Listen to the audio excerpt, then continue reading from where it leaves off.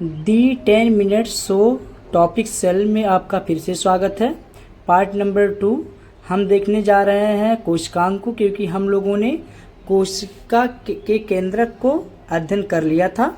अब देखते हैं कोशिकांग में, इसके कोशिकांग में कौन कौन से क्वेश्चंस आ सकते हैं जो कि हम इसमें देखेंगे। पहला क्वेश्चन है, पादप कोशिका में उपस्थित वह कोशिकांग जो पशु कोशिका में नहीं होता है। तो ये है जो पशु कोशिका में नहीं होता है वो पादप कोशिका में होता है, उसका नाम क्या है? प्लास्टिड्स, जो CPO-SI में 2024 में आ चुका है। अधिकांश पौधों की पत्तियां हरी दिखाई देती हैं क्योंकि उनमें विद्यमान पर्णहरित, जिसको हम क्लोरोफिल इंग्लिश में बोलते हैं, लाल और नीले प्रकाश को अवशोषित करते हैं।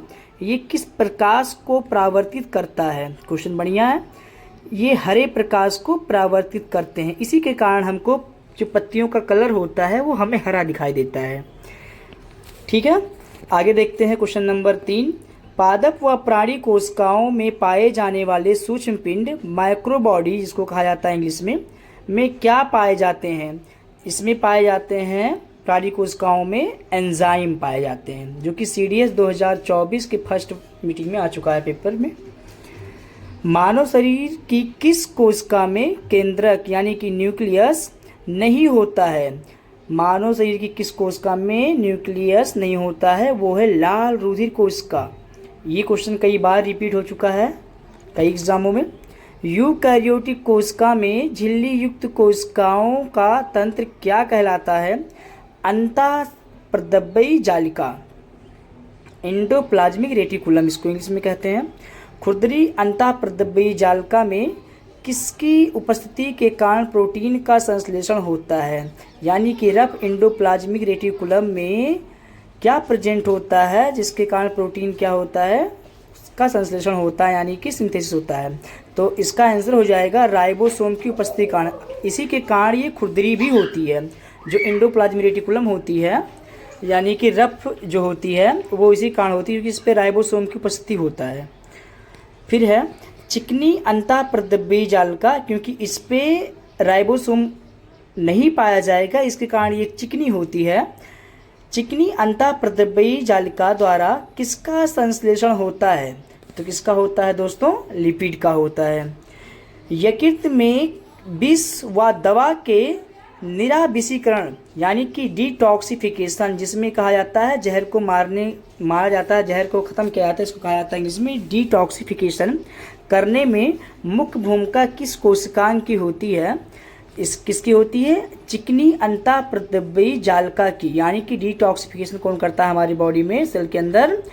चिकनी अंतःप्रद्रव्यी जालिका की होती है डिटॉक्सिफिकेशन करने की। गाल्जी काय की खोज सर्वप्रथम किसने की थी? ये तो बहुत पॉपुलर क्वेश्चन है, कैमिलो गाल्जी ने की थी। पादप कोशिका में गाल्जी उपकरण को किस नाम से जाना जाता है? तो इसका क्या है आंसर? डिक्टियोसोम के नाम से। गाल्जी काय का प्रमुख कार्य क्या होता है? तो ये क्या करता है? श्रावण करता है। आगे देखिएगा, कोशिका विभाजन के समय कोशिका प्लेट निर्माण में सहायक कोशिकांग कौन सा है? तो ये कौन से हैं? गाल्जी का ही हैं, यानी कि गाल्जी ऑपरेटस हैं। इसको गाल्जी बॉडी भी इसमें कहते हैं, गाल्जी ऑपरेटस भी कहते हैं गाल्जी काय को। माइटोकॉन्ड्रिया कौन से जीवों में नहीं पाया जाता है? तो वो इसका आंसर क्या हो जाएगा? जीवाणु में नहीं पाया जाता है। गुणित माइटोकॉन्ड्रिया जीवाणुओं में नहीं पाया जाता है। लेकिन आत्महत्या की थैली के नाम से किस कोशिकांग को जाना जाता है? अथवा इस क्वेश्चन को अगले तरीके से पूछा है, स्तनधारियों की कोशिका के किस कोशिकांग में जल अपघटनीय हाइड्रोलिटिक एंजाइम प्रचुर मात्रा में पाए जाते हैं? तो वो आर्गन कौन सा है? लाइसोसोम्स। ये सेल ऑर्गेनल्स क्या है? लाइसोसोम्स हैं। लाइसोसोम कोशिका में क्या कार्य करते हैं? ये अंतःकोशिकीय पाचन का कार्य करते हैं। अब देखते हैं अगला टॉपिक हमारा है कोशिका चक्र। इसको वैसे तो हम पढ़ते हैं एक साइकिल के द्वारा चित्र बनाकर, लेकिन अभी तो हमारे पास वो देखने का समय नहीं है, क्योंकि जब इसको पढ़ाया जाएगा बोर्ड पर तब अच्छे से इसका चित्र बना के इसको समझाया जाएगा। फिलहाल अभी इसमें जो प्रश्न आते हैं उनको देख लेते हैं जो अभी तक आ सकते हैं। पहला क्वेश्चन है, कोशिका चक्र किसके द्वारा प्रस्तावित किया गया था? तो वाल्टर फ्लेमिंग के द्वारा।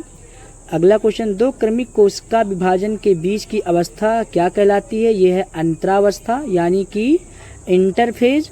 कोशिका चक्र की किस अवस्था में जाने पर कोशिका आगे विभाजन नहीं करती है? तो G0 या शांत अवस्था में जाने पर कोशिका आगे विभाजन नहीं करती है। DNA तथा हिस्टोन प्रोटीन कोशिका चक्र की किस अवस्था में बनते हैं? ये बनते हैं यस अवस्था में यानी कि यस प्रावस्था में।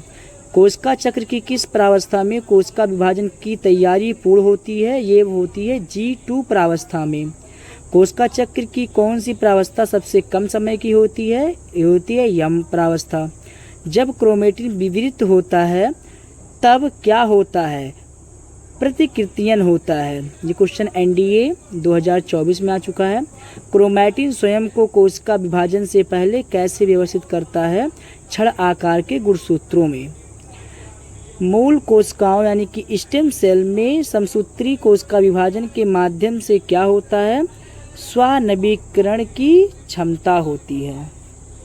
अगला टॉपिक हमारा है कोशिका विभाजन।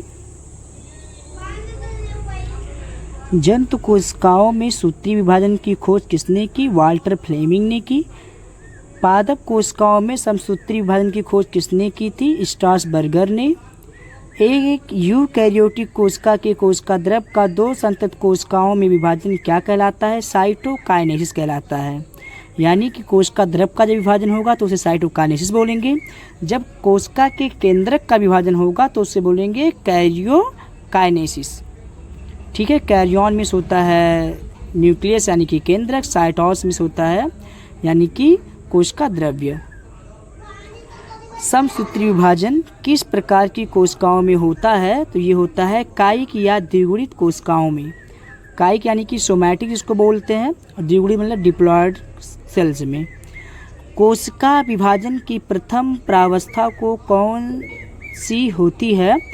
या इसको अगली प्रकार से पूछा जा सकता है, समसूत्री विभाजन की किस अवस्था में केंद्रक व केंद्रिका विलुप्त हो जाते हैं? इसको अगली प्रकार से भी पूछा गया है, अर्धसूत्री विभाजन में सबसे लंबी प्रावस्था कौन सी है? तो ये कौन सी है? पूर्वावस्था। समसूत्री विभाजन में गुणसूत्र बिंदु का विभाजन किस प्रावस्था में होता है? ये होता है मध्यावस्था में। समसूत्री विभाजन की सबसे लंबी अवस्था कौन सी होती है? अंत्यावस्था होती है। क्षतिग्रस्त ऊतक की मरम्मत और वृद्धि का कार्य किस विभाजन के अंतर्गत होता है? समसूत्री विभाजन के अंतर्गत होता है। यानी कि जब कभी आप चोट खा जाते हैं या पल्सेस हो जाते हैं, मतलब घाव वगैरह, तो फिर आपको क्या होती है? समसूत्री विभाजन के द्वारा आपके घाव को फिलिंग करती है कोशिका ही। आगे देखते हैं, मनुष्य के किस ऊतक में जन्म के पश्चात कोशिका विभाजन नहीं होता है? तंत्रिका कोशिका में। तंत्रिका कोशिका यानी कि इसका यूनिट यानी कि इकाई क्या होगा? न्यूरॉन होगा। और एक और अंग है जिसको आपको याद रखना है, नेफ्रॉन, यानी कि जो हमारी किडनी की यूनिट होती है उसमें भी कोशिका विभाजन नहीं होता है। जहाँ गैर काइनेटोकोर स्पिंडल फाइबर कोशिका को और लंबा करते हैं, वह माइटोसिस का चौथा चरण है, एनाफेज। Thanks for watching.